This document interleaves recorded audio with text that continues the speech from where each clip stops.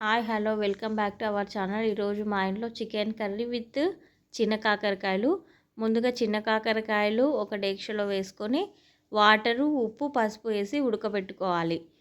Okay, తర్వాత చికెన్ని అడ్డుపక్కగా onions, tomatoes, chicken, ఉప్పు, పసుపు వేసి అది కూడా ఉడకబెట్టేసుకోవాలి.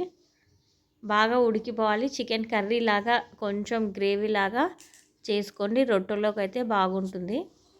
ఇలా మగ్గిన తర్వాత కర్రీలో కొబ్బరి వేసుకోండి. గ్రేవీ కోసం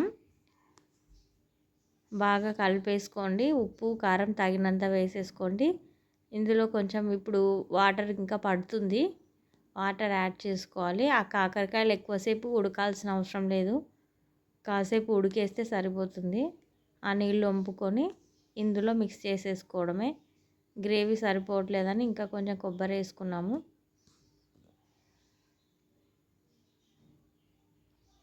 వాటర్ వంపుకొని చిన్న కాకరకాయలు ఇందులో యాడ్ చేసేసుకున్నాము. కర్రీలో కాసేపు మగ్గాలండి.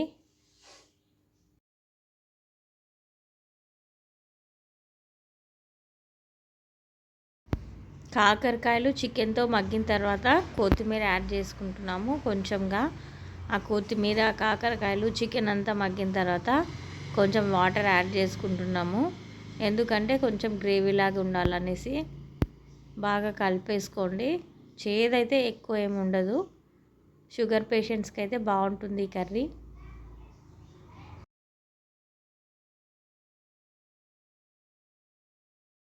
ఇంకా కొంచెం వాటర్ పడుతుంది అనిపించి ఇప్పుడే వాటర్ యాడ్ చేసుకొని బాగా ఉడికించుకోవాలి.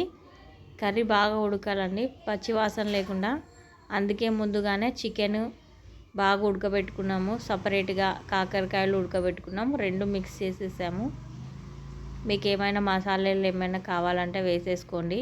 అల్లం పేస్ట్ ఫస్ట్ చికెన్లోనే వేసేసింది, ఆ ముందు నేను వీడియో తీయలేదు. కారం కూడా యాడ్ చేసాము, సాల్ట్ కూడా మీకు తగినంత వేసుకోండి.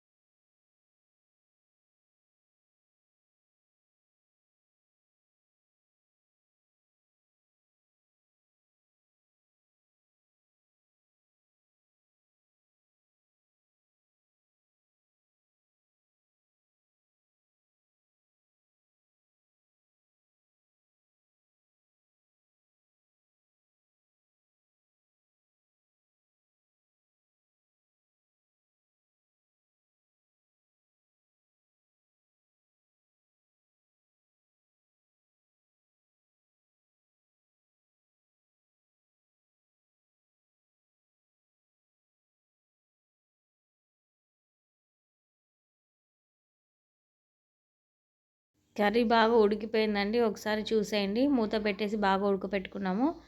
ఇప్పుడు ఇంకా తినేసేయడం.